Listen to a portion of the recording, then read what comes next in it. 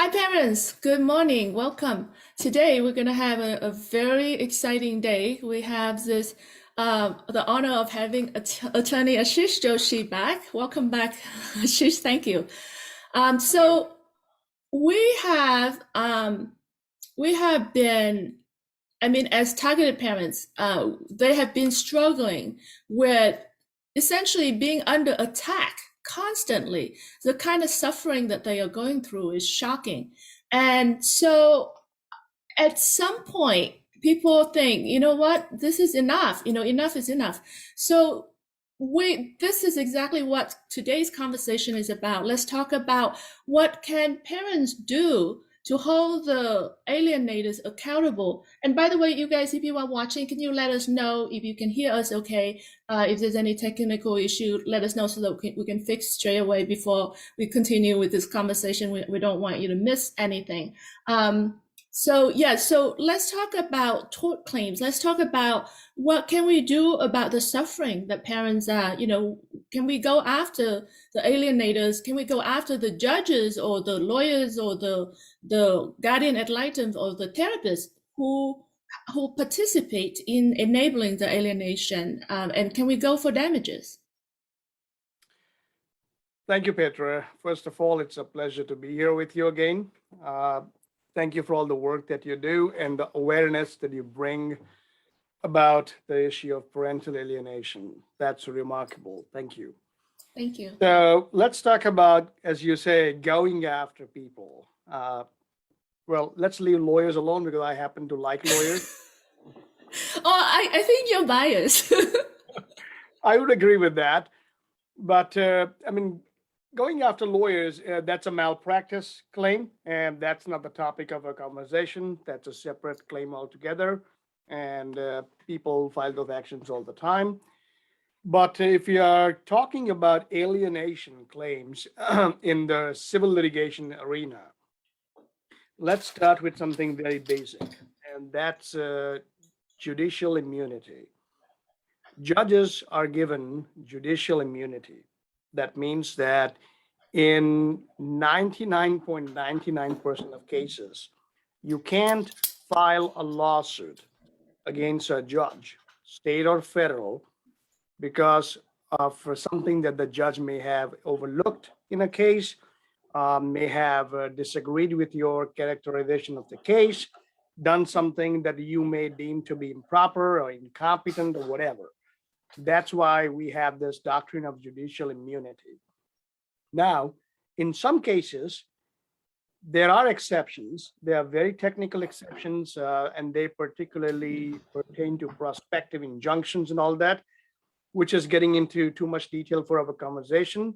But the broad rule is that judicial officers, judges, and court-appointed officers by judges, such as guardians ad litem, typically have immunity from civil lawsuits seeking money damages. So who does that leave? That leaves the alienating parent, of course, people who have conspired or connived with the alienating parent, grandparents, uncles, aunts, school teachers, neighbors, whoever have been actively involved in the campaign of alienation. And you may also have a case against state actors, such as protective services workers, police officers, county officials at times.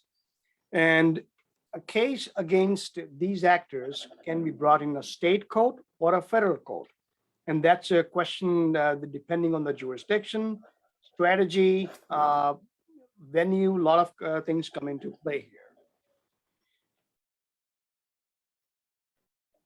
So before we go on, Terry in the chat room said that he or she can't hear. It feels like the rest of the people in the room can hear. So unless if somebody else also can't hear. Yeah, Colin said that it's working. So, okay, I think the audio is just fine. Maybe it's something with Terry's setup.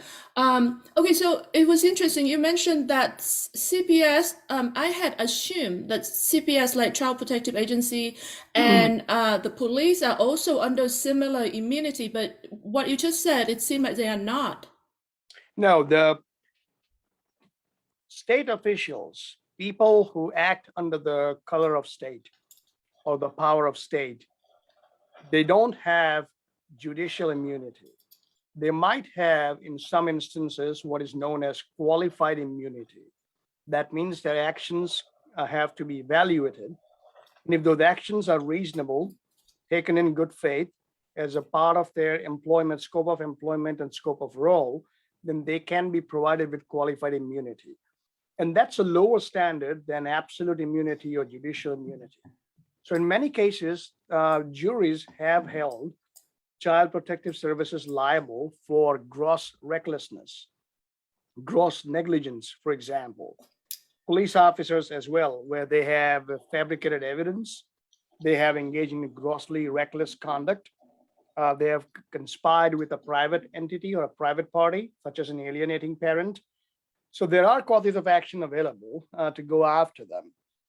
There is a federal statute called 1983 USC 42 USC 1983, which gives a private party a legal claim to file an action in the federal court to hold state actors accountable. And this would be for example, a targeted parent filing a lawsuit against the alienating parent together with people who have conspired with the alienating parent, enabled alienation to continue, made it far worse, and they can file a claim against those seeking money damages. But Petra, let's take a step back. These are rare cases. Not every case of alienation is going to give a rise to a lawsuit seeking money damages. I'm talking about rare cases, not the norm cases. But even before we get there, what I often find is that a parent who has gone through alienation has suffered some sort of a trauma. It's very painful to have your flesh and blood reject you as a parent. Now, that parent has gone through the family court litigation for years. They have spent time, effort, and money to protect the children, to have a relationship with them. And frequently they are so exhausted and so frustrated that when they start thinking about filing a lawsuit for money damages, many a times they're out of time. In some cases, they have gone through the Statute of Limitations, which basically requires that you have to bring a lawsuit seeking money damages within a specific time period. So every jurisdiction has a statute of limitations. I'll just give you an example. I'll make it up for example. Let's say you are in the state of Wyoming and your state requires you to file an action for, let's say, emotional injuries or emotional distress within 2 years of the event occurring. So if you're waited for too long and the 2 years have passed by since the time of the last event that you're complaining about, then you are out of luck. Some jurisdictions have what is called a doctrine of continuing wrongs, which means that if there is a pattern of behavior, then you can sue the party, the grieving party, for the entire pattern of behavior, not just what's within the statute of limitations. So these are some important issues. But even more than that, you have to understand that you are filing a civil lawsuit. This is not family court you're dealing with. You are dealing with a state court or a federal court where you're asking for a jury trial. You're bringing a civil claim seeking money damages. And at the end of the day, from the legal side, from the lawyer's side, it's a business decision. So don't expect lawyers to take this on a contingency. What do I mean by that? What I mean is, if you might be familiar with contingency lawyers, slip and fall cases, workman compensation, accidents, all of that. Lawyers advertise their services and they take these cases on contingency, which means that they don't get paid unless they win a jury award or a settlement on your behalf. And in those cases, they are mainly going against the insurance companies with deep pockets who will pay out after a certain amount of time in litigation has passed by, discovery and all that. And there are well-established methods for that. Those law firms have a typical business model that they work on. They are willing to fund litigation. They're willing to get expert witnesses, pay for the services, and they get their cut off the top of the settlement or jury award whenever it happens. Alienation tort claims don't fall into that category, to the best of my knowledge. I may be wrong, but typically they don't. You are looking for a lawyer who is well experienced in the tort claims and civil litigation. You're looking for a trial lawyer essentially, and you need to have the financial resources to fund this litigation. So many parents by that time are so outraged and so angry at the system because they have lost their children, they have lost their relationship, they've been battling for this in the family court for the past 5, 6, how many years, and now they want accountability and they want transparency, and they need to spend more money to get there. So I can understand how painful and outrageous that seems, but that unfortunately is the reality. Because you can't expect solo practitioners or lawyers with small firms take on these cases on contingency and go take it all the way through a jury trial. Because at the end of the day, you're not up against an insurance company or a big corporation who is simply going to pay you a lot of monies to just go away for nuisance value or things like that. You are essentially suing, in most cases, a private actor, another individual who may or may not be collectible at the end of the day. So those are some pragmatic considerations that you have to keep in mind when thinking about a civil lawsuit.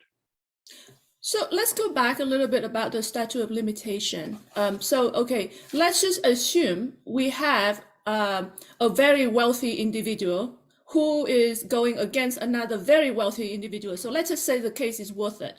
And they can afford it. So let's go back to the statute of limitation, where when it comes to alienation, right? Are we talking about the time, the event, as in the moment that is proven alienation, or are we talking and also alienation is usually an ongoing process. So it's go back to what you said about the continuing damages.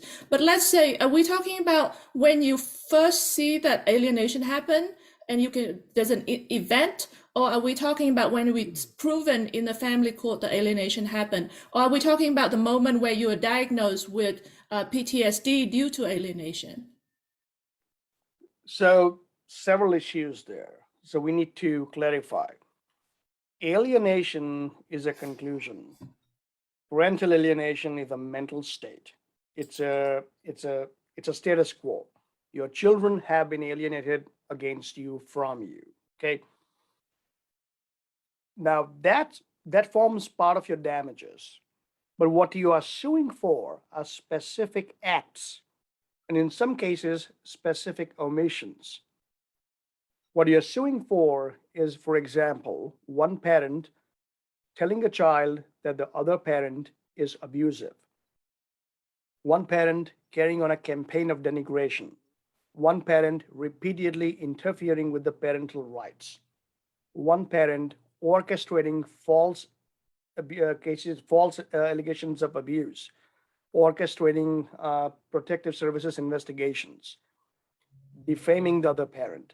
So you have to pick specific acts. You have to look at specific actions, and you are trying to get redressal for those actions. You just don't go and sue for parental alienation. That's just an umbrella term. You have to be very specific about what exactly you're suing for.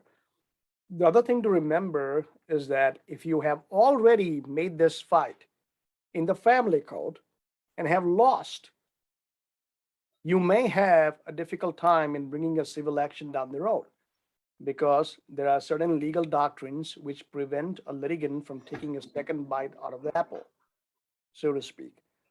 So if you have made a stance, if you have litigated the issue of alienation in the family court, let's say the part of your custody proceeding, and the court refused to buy your argument, the court disagreed with you and you could not prove alienation, it's going to be very difficult for you, if not impossible, to later go and sue the other party precisely on that argument. The cases which actually go somewhere, which the courts allow to go forward, are cases where there has been a finding of parental alienation in the family court, either a clinical finding by an evaluator or a judicial finding, and you still have time to go to civil court to file a separate action for money damages using that finding. So you basically take that finding and you can use it as a springboard to file a separate action. But again, Petra, just because you can do something doesn't mean you should. Sometimes a parent has to evaluate the priorities, because filing a civil action against a targeted parent, again, is going to involve the children. It will or it may require children being deposed. It may require children being again put in between the two parents and be stressed out for another bout of litigation. And that may not help you get the relief and the remedy that you want so far as your relationship with your child is concerned. So you have to evaluate what's the priority here. Is the priority protecting the child and having a relationship? Or is your priority more of a vindication and accountability? Or both? In some instances, the targeted parent has been able to win the argument of alienation in the family court.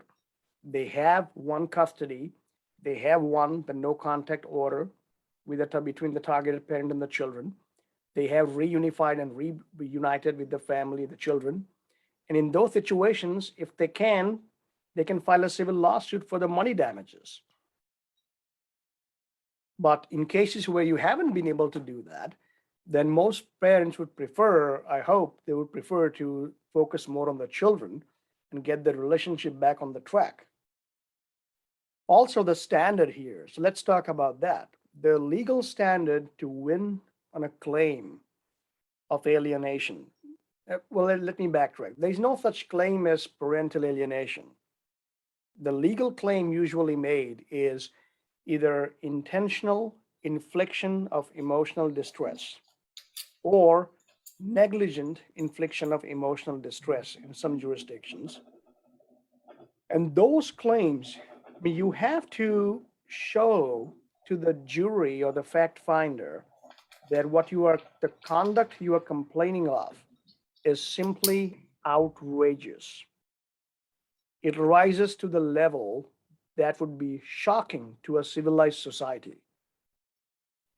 So we are talking about cases involving severe parental alienation, where the alienating parent has engaged in a conduct that is so shocking, so outrageous, that it would cause any member of a civilized society to stand up and say, that will not be allowed. And we need to take this into account when awarding damages. And many cases don't rise to that level. You might have a case of mild alienation, moderate alienation, hybrid case, case involving estrangement and alienation. And those cases, in my opinion, may rise to the level of bringing a civil lawsuit. Under these claims, you might have different claims, defamation, for example, but not for IIED or negligent infliction of emotional distress. So how do you prove that level of severity?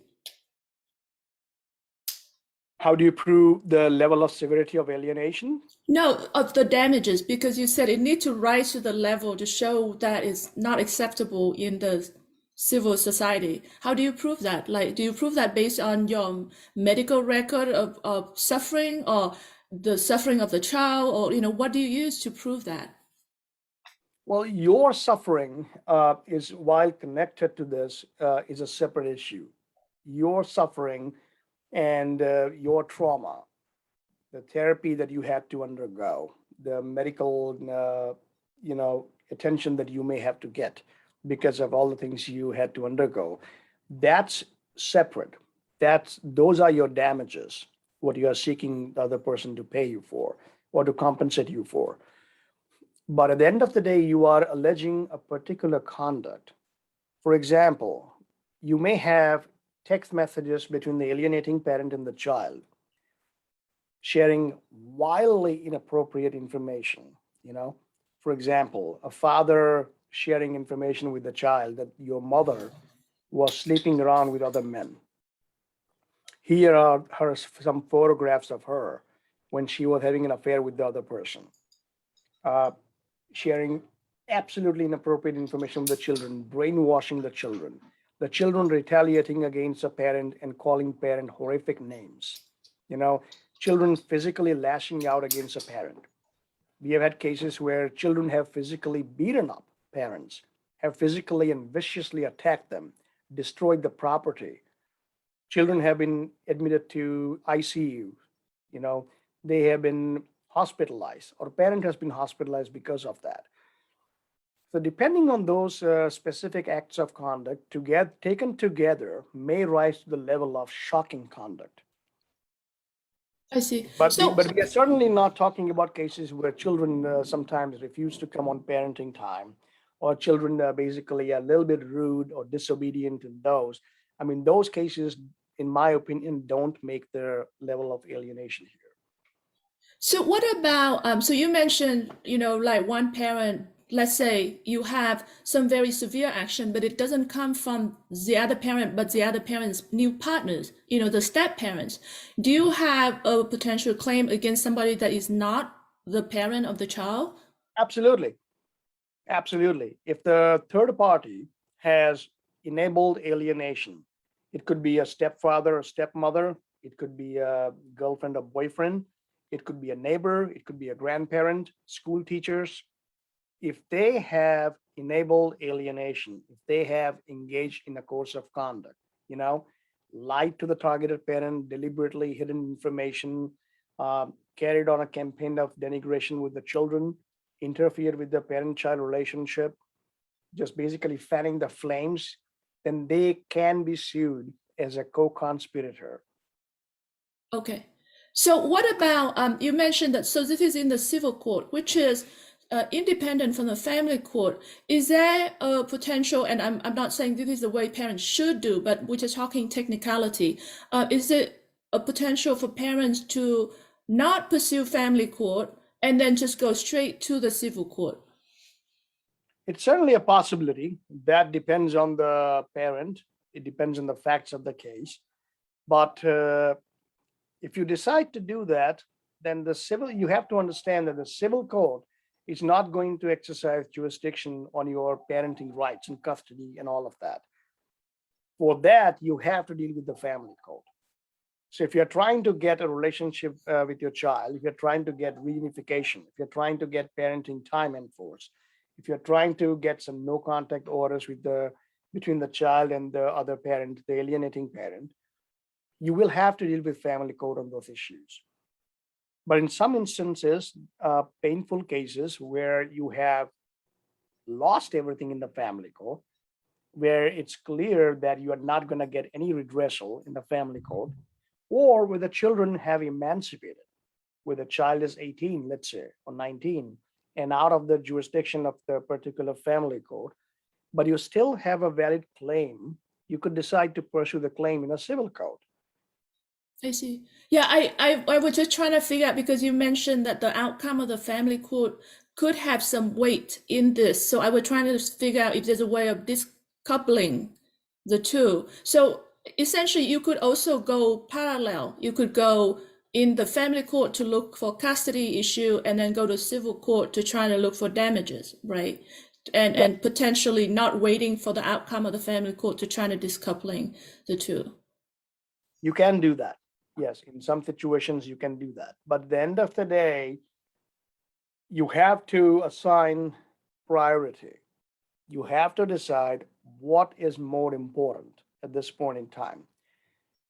If you are having significant difficulties with your children, if your children are desperate for some clinical intervention, if they are being brainwashed and alienated against you, then in my opinion, your priority should be protecting the children and getting your relationship on track first. And once you protect that, you contain the damage caused by alienation, then you can sit back and evaluate the options and think about going for money damages, suing someone. Because even from a strategic legal viewpoint, let's say you do take a case of alienation to a jury trial. A jury is not going to be sympathetic to you if you voluntarily walked away from your children to pursue action in a civil court for money damages. If you made no effort to have the alienation redressed by family courts, if you made no efforts to seek any sort of clinical intervention, if you made no efforts whatsoever to bring the alienation to the attention of the family court judge, but you're only seeking money damages for the harm caused to you. So there's also that angle to keep in mind. Right.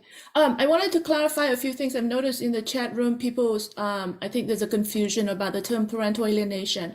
So, Attorney Ashish Joshi, and I mean, he's gonna correct me if I'm wrong. He's not saying to not use the term parental alienation when you go into the family court. When you go to the family court and fighting for your children, you definitely use the term parental alienation and you're trying to prove parental alienation. But we're talking about civil claim for damages here, so it's different, a little bit different. So I just want to make sure we don't have a confusion there. So Can I say something? yes, please. You're right. I'm not saying that one should not be using the term parental alienation in family courts. I believe that there's a propaganda of misinformation out there that leads people to somehow believe that family courts do not accept the theory of parental alienation. That is categorically false. Overwhelming amount of family courts around the country have not only acknowledged the concept of parental alienation, they have endorsed it and they have provided the necessary intervention when the proofs are laid before them. So if you have a case of alienation, by all means use the term parental alienation. But by the same token, now that the theory of parental alienation is well known and is in the mainstream, so to speak, you often see it in the overkill zone. You often see parents walking into the court, filing motions, screaming parental alienation when they don't have the proofs. When all you have is a violation of parenting time or some undermining by the parent, some disagreement between the two parents, children being just adolescents and not liking one parent, maybe liking other parent more, that's not parental alienation. For a case to rise to the level of parental alienation, you need significant proofs of alienating behaviors and signs of alienation present in the child, in the children. And if you have those, by all means, argue that, bring it to the court's attention. But if you don't have it, don't rush and make this allegation, because the last thing you want is to lose your credibility in the court of law. So there's a question in the chat room from Jenna about, can grandparents bring the lawsuit, civil lawsuit against the alienating parent? Interesting question. I would say yes. I would say yes, you can, because at the end of the day, you are alleging that the defendant's conduct caused you emotional distress. That the defendant did A, B, and C, through which your claims or your rights were violated, and by their conduct, they caused you severe emotional distress. In some jurisdictions, they value and they acknowledge grandparents' rights to see the child. Some jurisdictions don't. But this has nothing to do about seeing the child. This has nothing to do about visiting or visitation with the grandchildren. This is about suing a bad actor that because of their actions, intentional actions or negligent action, they caused you emotional distress. So I believe, yes, a grandparent could bring an action. Okay, great. What about the children themselves? Can they go after the alienating parents? Let's say if they suffer and then at some point they wake up from that. Can they go after, and assuming, and I don't know how the statute of limitation apply to the children here. Well, when the children are minor, the action is being brought by their next best friend or their custodian, the guardian. So let's say, for example, that the father is the targeted parent and the mother is the alienating parent. And father wins custody of the children in the family court. Yes, the father can bring a civil action on behalf of himself and the children as plaintiffs against the mother and mother's enablers, co-conspirators, let's say grandma, uncle, stepfather, for the conduct that's complained of, the rising to the level of alienation or the claims. In some situations, the children can also bring an action on their own. Once they attain the age of majority, they have some grace period by which they could bring an action as to what transpired during the time that they were minors. Oh, They could also bring an action in some situations against a guardian ad litem who failed to protect them, or even minors counsel. Even though these professionals were court appointed, remember they have qualified immunity in most instances. And you have to remember, Petra, unfortunately, in these situations, there is no hard and fast answer, because what may have worked in a state of California may not work in a state of Florida. So we are looking at jurisdiction-specific laws as well, and right. federal laws on top of it. So But yes. could you clarify that grace period a little bit? Let's say a child was alienated when the child was, let's say, 5 or 6 years old, and then at some point, let's say by the time the child is 17, and then now they turn 18 as an adult, they realize that they were alienated. Do you mean that they now still have a grace period where they can actually go after the alienating parents? Yes, but again, you have to check the jurisdiction. I Every see. jurisdiction has that grace period, and jurisdictions have what is called the tolling of statute of limitations. In some instances, the statute of limitations is tolled. For example, one common situation is if the defendant that you want to sue is out of the country for a long period of time, that period would be taken out of the account. So that would not be counted in the statute of limitations in some instances. And you can still bring an action once you are able to. So minority of the child act in a similar capacity. When the child attains the age of majority, they have a certain time period, could be 6 months, 1 year, depending on the jurisdiction, that they can bring an action to seek redressal for the wrongs done to them while they were minor. Okay. So yeah, so let's go back to that the balancing in terms of the statute of limitation, because we're talking about a number of things, right? You're struggling to fight the family court to try to fight the custody, and then you have a time period in order for you to file this tort claims. Otherwise, it's going to run out of time. But then at the same time, let's say you have a great case and you're going to win. But the thing is, because it's such a short time and you're supposed to prove the winning is based on the damages that you suffer, right? And if it's in a short time period, I assume that it's may not be sufficient amount of time to prove your suffering.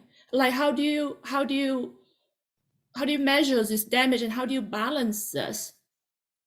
I'm not sure I understand your question. Can you repeat it, please? Yeah, so let's say you have 2 years of statute of limitation to file this claim from the point that the alienator did something, right? And then the alienator may be, talking bad about the child. It takes the child maybe 6 months to start to do something really bad, like let's say beating you up, right? So then it take you maybe quite a long time before you can diagnose that you actually suffer severely emotionally from this action. So the action may be 2 years ago. What I'm saying is, you could win a case, but then to prove the damages, it takes time, like the suffering that you have. So to balance the timing of this, like how do you balance the timing of this?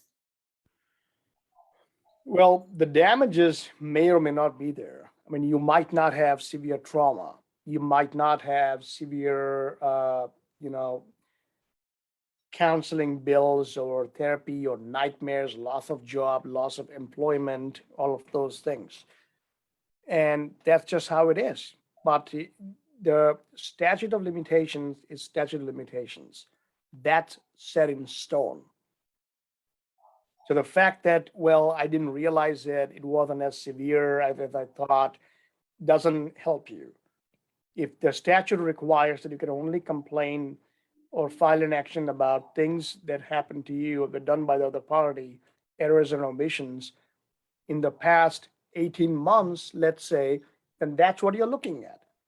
Everything that happened in the past 18 months is fair game. If anything happened before that, you can perhaps use that to show a pattern of behavior and to show that this pattern has been intentional all throughout. But those actions which fall outside the curve or outside the limits of statute of limitations, you can't look to those as part of your claims. I see. What about, let's say, looking at that particular action by the alienator and then claiming for the damage that you have suffered, but also potential future suffering? Does that count, the future potential suffering, because you're going to continue to suffer from the pain of losing your children and that? That's part of the damages. Often, what happens is that the plaintiffs, when they bring these actions, they hire experts who can project damages. Because how do you prove emotional pain and suffering? You know, every alienation case is painful, no doubt. But an expert can take a look at what the situation is on the ground. For example, you lost your job. You were fired from your job because you just could not handle the situation while you were going through painful alienation. Let's say you are 55 years old and you had 10 years of remaining of good work, productive life, and they could project those damages into future. That had this not happened to you, but for this action of alienation, what would have been your financial situation and how it is now? And you have to connect the dots that this is your case and this is the situation you are in only because of the alienating behaviors, what you had to undergo. It does require expert analysis. Sometimes there are economic damages experts. We use the financial data to talk about projected damages. So yes, it's possible. Have you seen? I'm not talking about norm. I don't want people to have a false idea that every case of parental alienation, you can rush into a civil court and start filing lawsuits. These are few cases. They require a particular set of facts. They require typical damages. You need to have proofs lined up. It's expensive to litigate. There are depositions. There's discovery to be made. And you have to take the case to a trial or a settlement. So it's not a slam dunk situation you are in. I see. So you're talking about it's actually even bigger than fighting a proper parental alienation case in family court, because you're talking about having your trial lawyer talking about it looks like you still need expert for proving parental alienation or proving the actions of parental alienation, and then you still need expert to assess your damages. That's the least I could see, right? Who else that potentially would be involved in a case like this? Damages, yes. In some situations, you may be able to rely on the findings made in a different court. For example, if the family court has made detailed finding of parental alienation, if those issues have already been litigated between the targeted parent and the alienating parent, and there are good findings made by the family court after due process, then you can rely on those findings in the civil court. You don't need to reinvent the wheel, so to speak. You don't need to prove parental alienation all over again. You can rely on those findings. But sometimes third parties, such as, let's say, school teachers or police officers or step parents, they are not party to the family court action. They may have been witnesses, but they haven't been sued in the family court. And when you're suing them in the civil court, they have a right to force you to prove their case against them. Because they might argue that while I was a witness in the family court, I wasn't being sued. I had no standing to defend myself, or I wasn't allowed to tell my side of the story.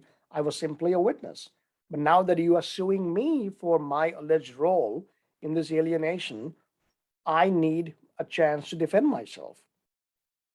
So you can use those findings against the third parties right away because they need due process, they need notice, they need an opportunity to defend themselves. But against the alienating parent, you can try to use those. I In see. some situations, you can also ask the civil court to take judicial notice of findings made by other court in the same jurisdiction or outside of the jurisdiction. And when do you go after the civil, after the state versus the federal? Like when would you go to the federal level? That's a strategic decision. It depends on whether you are trying to use the federal statute. For example, there are specific federal statutes that gives you actionable claims against state actors, municipal actors, such as protective services workers, police officers, and those people, if they have done anything that would violate your federal or state constitutional rights. So if you are using that statute to bring an action, then you should be in the federal court. In some situations, you might decide that federal courts might be better at evaluating the claims and looking at this than the state court judges. The federal courts are probably not going to be, let's say, biased in certain situations. The federal courts are going to take a different look and treat this more seriously than the state courts. So that's always a strategic decision, and those are questions for the lawyers in that jurisdiction to make. For example, I could sit back and decide if I file a case of this nature in, let's say, a particular county in Michigan, I will be looking at a choice of the following judges. On the other hand, if I file that claim, if I'm allowed to, and I have a proper grounds for it, if I file it in the Eastern District of Michigan, let's say, in a federal jurisdiction, I have the following choices of judges. Which looks better to me? Which set of judges are going to look at it from a different perspective? Which set of judges are going to allow me to conduct the discovery that I want? Where am I going to get a proper jury pool here? Is it going to be a bench trial or is it going to be a jury trial? Am I better off trying the whole thing before a judge? Or am I better off trying to try the entire case before a jury? So all of those situations and all of those considerations come into play. And remember, the plaintiff's contribution is also going to come into play here. If you have a targeted parent who has also behaved inappropriately at times, if you have a parent who has been lashing out on social media, if you have a parent who has been held in contempt for violation of court orders and all those things, then that contribution to alienation dynamic and inappropriate behavior, deficient parenting skills, whatever you call it, that will also be considered by the court and the jury. Thank you. Have you seen, do you know, can you reference some cases that you have seen that have been successful at going after the alienators? I don't have them on the top of my head, but there was a book that came out in 2020. It's called Parental Alienation, Science and Law. Right.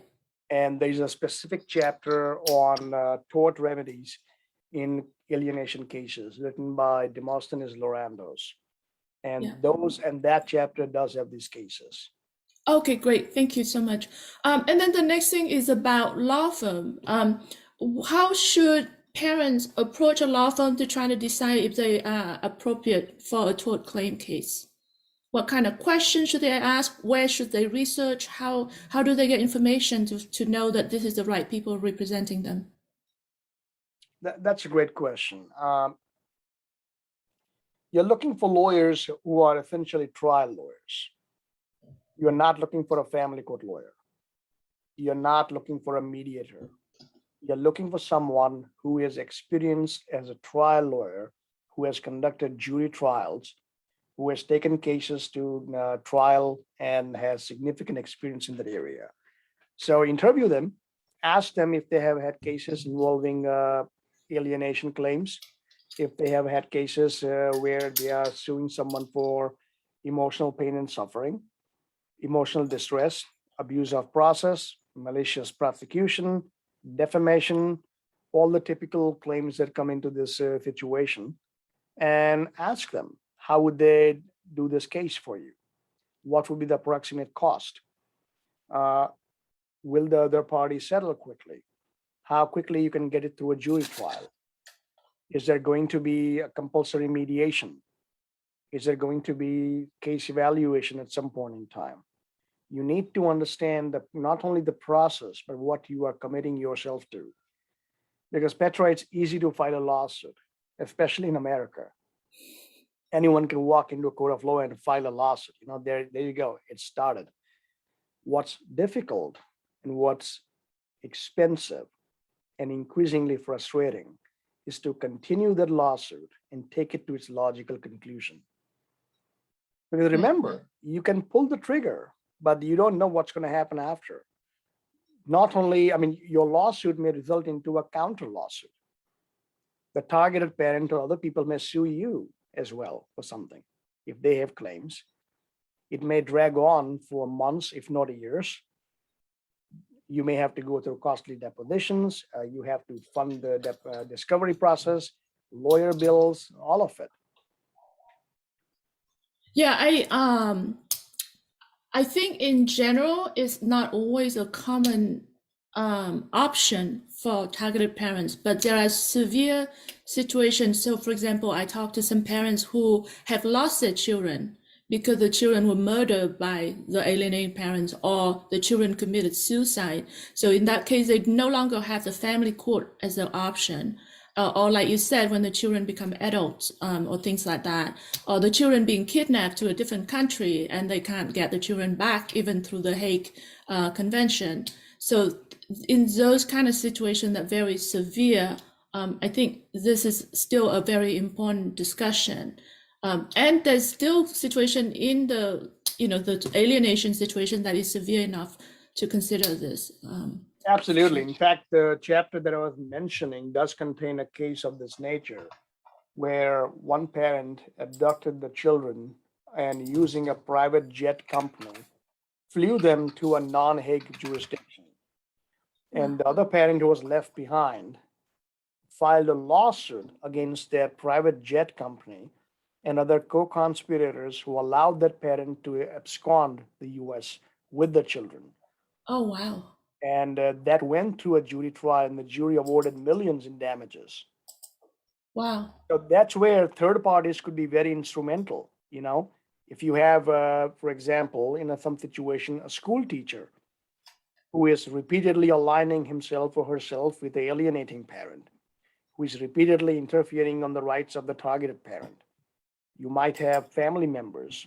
You might have police officers or CPS workers who, because of the false narrative presented to them and false allegations of abuse, you had to go through investigation, maybe prosecution, and all of that, ultimately to be vindicated down the road. So abuse of process is also a claim that can be brought against people who misuse the protective services, police agencies, courts, and drags the other party through all of this without any rhyme or reason. Right. Yeah, we do see actually quite often where just the child therapists or teachers that participate in this. Therapists particularly, because in alienation cases, unless you have a well-trained, experienced, and skilled therapist, they often, unfortunately, end up making a matter a far worse situation. They not only end up over-empowering the child, for entrenching the child further into delusional thinking and all the complaints against a rejected parent. So depending on that therapist and the role they are playing and the violation of their guidelines and professional rules of conduct, you might have a lawsuit against them. Yeah. So the question about the consideration about the bench trial versus the jury trial, you have a little bit of an options there, but not a lot, right? So, for example, you might choose to go with a bench trial, but the other party still have right to demand it to be a jury trial, right? Because both parties have rights to demand it, right? That's right. Yeah. Okay, I wanted to check the chat room a little bit. I know that there's over 200 questions, and I haven't got a chance to check the questions. And I apologize, you guys, because I wanted to focus on asking him the key question first. But let's see. Do you want me to hang around? Yes, please. Let me just No, pick. the joke. Oh, sorry. It's really hard for me to check the question because it's kind of once it scrolls past, I don't know how to get it back. Okay, Minnie said, he just said that if, okay, it scrolled past. I can't even read it. The book, okay, the book is called this Parental Alienation, Science and Law, and it's out in 2020. It was edited by Dr. Burnett and Dr. Laurenders. And I think we'll do an event where we'll do a quick browse through of the book. I can show it to you if you want. Yes, please. Yeah. Okay. Kim said that I will never be totally okay. Okay, for parents, for you to be totally okay. Okay, that's the book there, you guys. Parental Alienation, Science and Law. Yes. Yeah. You can get this book digitally, or you can get this book as a physical copy, just like Ashish has. And it was written by a lot of experts in the field. I think there's like 14 authors of the book, and it was edited by Dr. Burnett and Dr. Laurenders. And yeah, so Kim said that I will never be okay. Yeah, so for targeted parents, for you to be okay, to be totally okay, I think is you have to get the children back and rebuild that relationship. That'll be the truly okay. You can be a lot okay without your children, but it's really difficult. So really the ultimate total okay is to get your children back. Okay, Sharon said, can you bring up parental alienation in court that you are defending yourself, or do you have to do it separately? I don't understand that question. Neither do I. Yeah. Okay. Mary said, if there's a will, there's a way. I totally agree. Yeah, a targeted parent will do whatever it takes. Yes. Joanna just listed the name of the book. Thank you. Kim said, yeah, I don't understand that question. Kim said, let them sue me for what? Seeing my child? Kim, the thing is, we are like, she said, we are in America. Anybody can sue anybody. So let's say you go and try to sue after the alienators or the enabler of alienation, they're gonna have countersuit. Like they're gonna have counterclaim no matter what. They're gonna come up with something to sue. Not necessarily. I just gave that as an example. It's not necessary that every time you sue someone, there will be a counter lawsuit or counterclaims filed. There may or may not be. I mean, they might not have any claims against you. They may choose not to engage in counter litigation. So there are a lot of issues there. But you should be prepared for it, that if they do have a claim against you, they probably will. They're likely to put that in play as well. And sometimes it's just for a strategic legal advantage, so that when there comes a time of settlement, they have some chips to put on the table and say, fine, you withdraw your claims, I'll withdraw mine. Right, exactly. Sometimes it's just a matter, it's the strategy more than the reality. Yeah. Right. And then someone said, can I sue the CPS worker? Yes, I think we already covered that. How do you ask the court to evaluate the therapist? Are you talking about malpractice? Are we talking about tort claim here? I'm not sure. But let's say if we're talking about tort claims, how do you prove that the therapist or the CPS or the teachers who have misconduct, who have participated in these actions? Well, for the teachers, usually you are complaining about their intentional conduct. You are, because in order to bring a claim in tort, it's either breach of duty, that the defendant owed a duty to you, duty to exercise care, duty for diligence, whatever it is.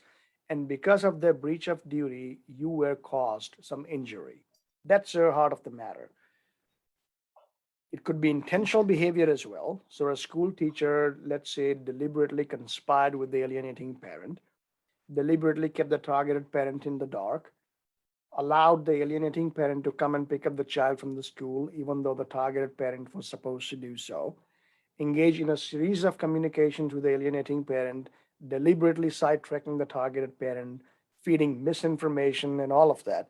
Now that's a pattern of behavior that I would argue rises to the level of intentionality and conspiracy. So you can sue the teacher for that if you are within the statute of limitations. For the therapist, usually it's a breach of duty. If the therapist was a joint counselor and therapist had a duty towards you and the child, and they breached that duty, they were not competent, they ignored the signs of alienation, they refused to take your perspective into account, they refused to consider the information that you were giving to the therapist, they enabled alienation to go on, they refused to share information with you, and all sort of those things. You could also have a case against a therapist. Again, it's very, very fact specific. It could be medical malpractice. It could be, again, a claim of intentional infliction of emotional distress or some other claim.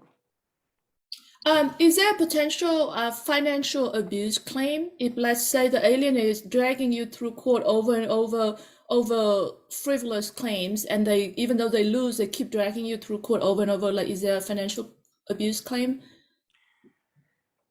I'm not familiar with that term, financial abuse claim, but what you are describing could, in certain circumstances, fit under the umbrella of abuse of process claim. Okay, thank you. What about, let's say, if you are the targeted parent that suffer and you are, depends on the jurisdiction, let's say you're over 65, which is considered an elder, can you use the elder abuse claim? Oh. As a lawyer, I would always say it depends. It sounds creative to me. I have not seen a case of that nature, because if you think about it, the abuse that was caused to you or the injury that you suffered was not as a result directly of your age. You just happened to be 65 when you suffered that injury. So it's doubtful. But I wouldn't be surprised if someone make that argument. I'm trying to figure out any potential, like I wanted to make sure that we cover turn every stone that we can see. Okay. Yeah, priest said, how can you educate courts of wrong therapists appointed as they have custodial rights and disallow any medical intervention? I think this is what we have already covered. If you have autistic child and I have contacted the court and they do nothing. I don't understand that question, Melanie. If you have an autistic child and you contact the court and they do nothing, am I able to sue them? That's not a ground for a civil lawsuit against the courts. Again, as I say, the judges have judicial immunity. Right. So And if you have an autistic child and the court's not doing anything, then your next step is to get the redressal in that court. Maybe file an appeal, maybe file a motion for recusal of the judge, maybe take the matter to the chief judge for their understanding, get a writ from the Court of Appeals. But if you're not getting the relief that you need in a particular court, that doesn't typically allow you to file an action in a different court and ask that court to intervene.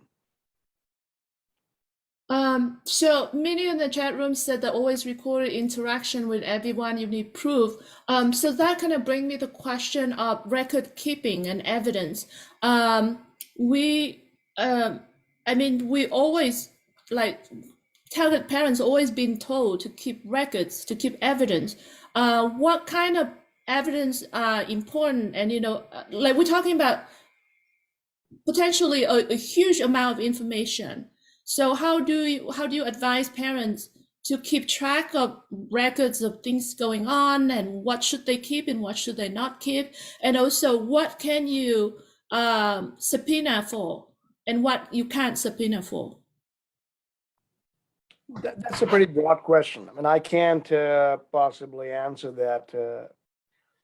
In terms of evidence, I mean, you need to present evidence of emotional distress and the conduct you're complaining of.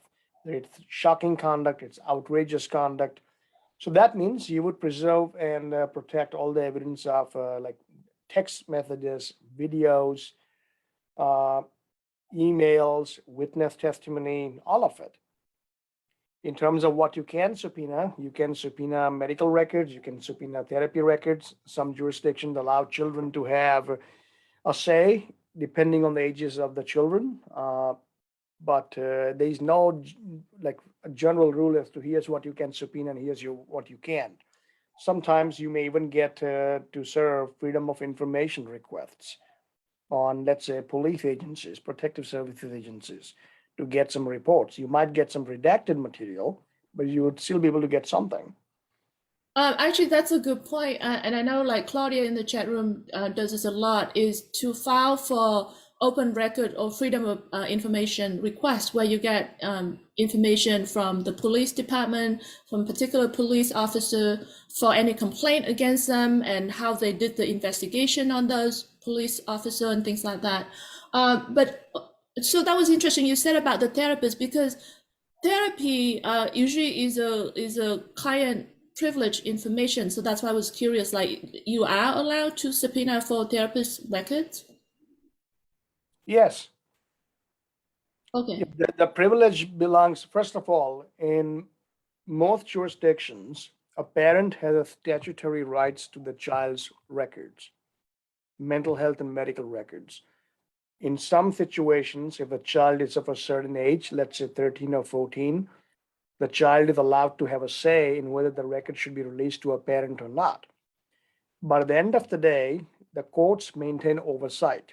So you can fight the privilege battle in the court of law if you need to get to the records. But now you are no longer operating in the family court jurisdiction, you know. So while, let's say, a family court judge may have ruled that the therapy record should not be produced because it's not in the best interest of the child, if you have grounds to sue the therapist for malpractice, the court overseeing the malpractice lawsuit will not consider the situation in the same manner as the family court. But again, you have to have a basis. You can't go on a fishing expedition saying that, oh, there must be something, there's a smoking gun in that stack of documents, I know it. You need to show what makes your claim a valid claim brought in good faith.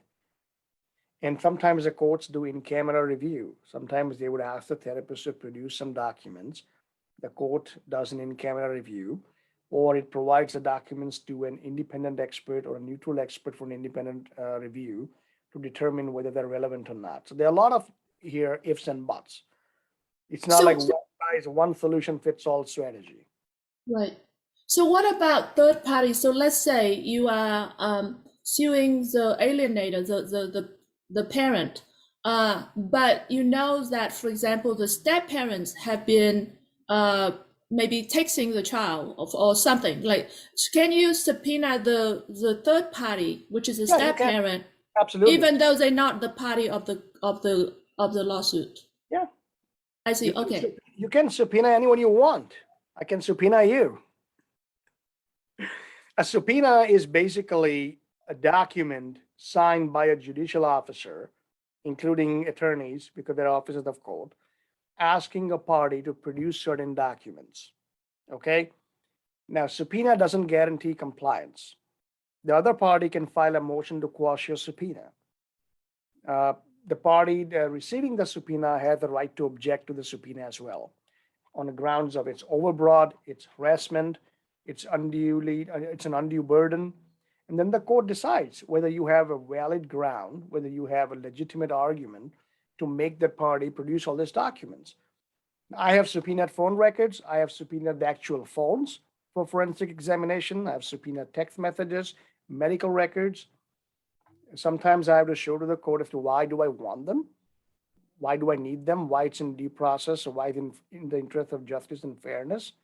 And sometimes the court disagrees. Sometimes they limit the production. They might say, all right, you know what, you are entitled to these records, but not entitled to these. Or they do a step-by-step production. I see. And then you mentioned about this is a proof of abuse of the process. So does it require you then finding the definition of the process? Like, let's say, like, do you then have to go and find maybe it's for the teacher, you know, maybe the Board of Education guideline for teacher or for therapists? Like, do you need to, how do you prove that there's a particular process that they have abused? You have to show how the defendant, the person that you are going against, abused the system. How did they, for example, orchestrate the criminal investigation against you? For example, a parent taking a child to a mandated reporter, knowing that the mandated reporter is duty bound to make a report to the CPS, coaching the child to say specific things, repeatedly asking the questions to the child, suggestive questions, questions that are designed to give certain information, and puts the whole process in place. And you have to go through CPS investigations, police investigations, polygraph examinations, talking to the district attorneys, and ultimately the charges are never brought or they're dropped. And if you can show that that was a pattern, then you can claim abuse of process. I see. Thank you. Okay. I hate to say that, but I do have to go. I have. Okay. Yeah, I know. I'm sorry. We way past the time. Really appreciate you. Thank you so much. I would love for you to come back at some point and talk about fighting false claim, which is a very serious and common issue in parental alienation as well. Absolutely. Parents, yeah. Thank you so much. But yes, thank you so much. Really appreciate you. I'm going to stay on and walk through some more questions. But yeah, thank you. I'll talk to you again soon. Always a pleasure to be with you. Thank you. Bye. Thank you. Bye. Okay, parents, I'm going to just scroll through a few just in case I can see if I can pick up anything. Not that I know about legal aspect of things. I know Jen asked a question in the chat room about whether it's legal, whether it's criminal in Mexico and Brazil and that. So I interviewed a number of experts in Brazil, and I asked the question, and apparently that's wrong. In Brazil, it's not, parental alienation is actually not a crime. It for some reason I heard a number of people that said that there's apparently this I guess misinformation that being spread around. But now in Brazil, unfortunately, parents are still fighting for parental alienation, just like we do in the US. Okay, Oyvind said, I heard the judge shouting in chambers while I sat in the courtroom. He said, hey, they want to spend 30 grand? Fine, more retail for the business. Wow, that's interesting. And then we got Colin said someone claims only abuser use the term parental alienation claim to try to gain custody in court. Okay, so there is actually a propaganda out there, and Ashish actually mentioned a little bit, if you guys notice, is that there's a propaganda out there that unfortunately led by radical feminist groups who really trying to shut down and deny the suffering that you are experiencing. They're trying to say that parental alienation is not real, and anyone who uses the term parental alienation is actually an abuser trying to steal the children from, victims. So yeah, that's a very serious problem. We are fighting against that, unfortunately. Let's see. Joanna asked, can you sue the judge for negligence in the States? I think Ashish covered that topic earlier. So this video is going to still be available on our Facebook page, so you can watch it again.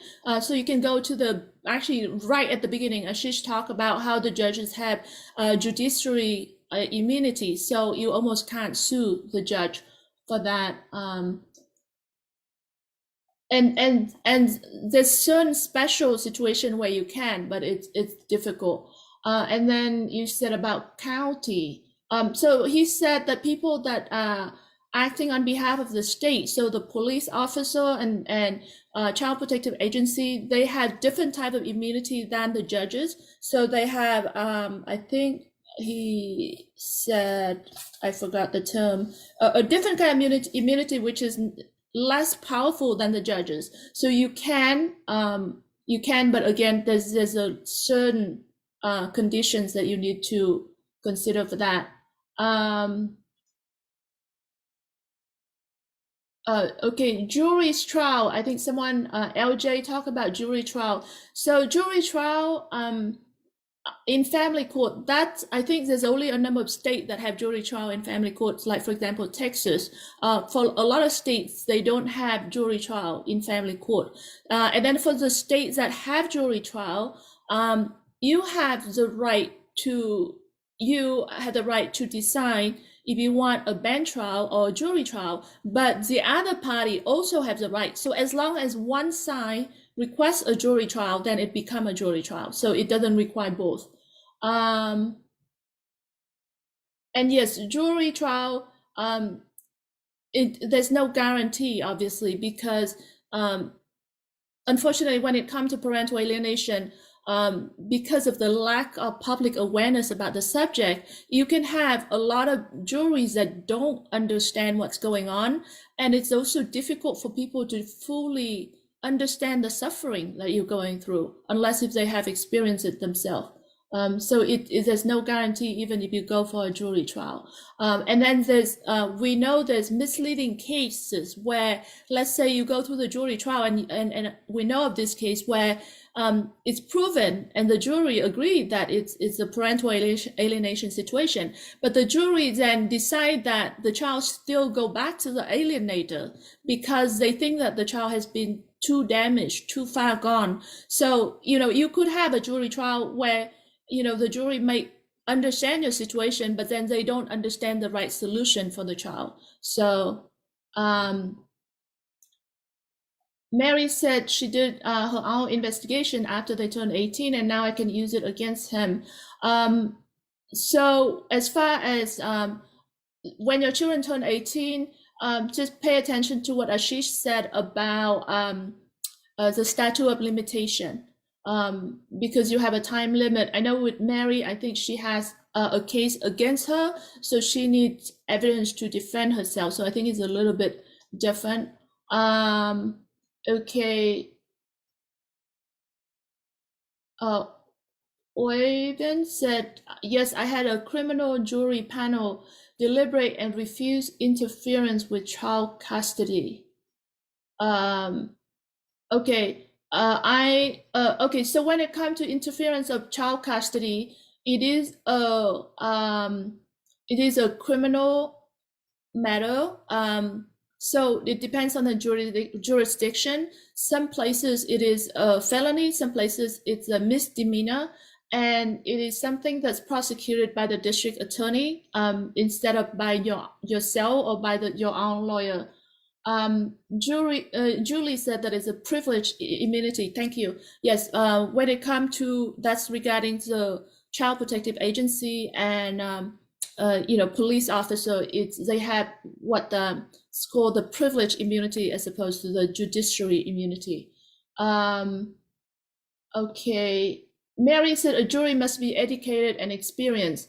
The thing about jury is that it's random people, right? The random citizens that being assigned to the case on the day. You just don't know who you're gonna get, and then your lawyer obviously gonna pick out the people that he thinks best, and then their lawyer also going to pick out those that they think are best. But you really don't know who you get. There's people that may be educated and experienced in the field. There's people that may not be at all. Okay. I think I'm going to get off. I know that there's a lot of questions, and I apologize. I didn't get a chance to really check earlier. I'm going to hopefully. So one thing that I'm going to do is I'm going to do hopefully an event maybe next week, and I'm going to walk through the tort claim chapter in the book that Ashish Joshi mentioned, where he talked about the chapter about tort claims. I wanted to check those case law because I know the chapter was written by Demos, Dr. Lorendas. So I wanted to go through that chapter and let's visit that together next week. I'll set up a time. So thank you so much, everyone. If you're not on our mailing list, please join our mailing list on our website, victim2hero.com. And like if you can support us on Patreon, we are on Patreon as Victim to Hero. We are on Venmo as Victim to Hero. And thank you for your support. Please like the video. Please share, because when you like, Facebook they have an algorithm that helps spreading out to more people, because the more awareness we can bring, the better it is. So thank you so much, everyone. Really, really appreciate you.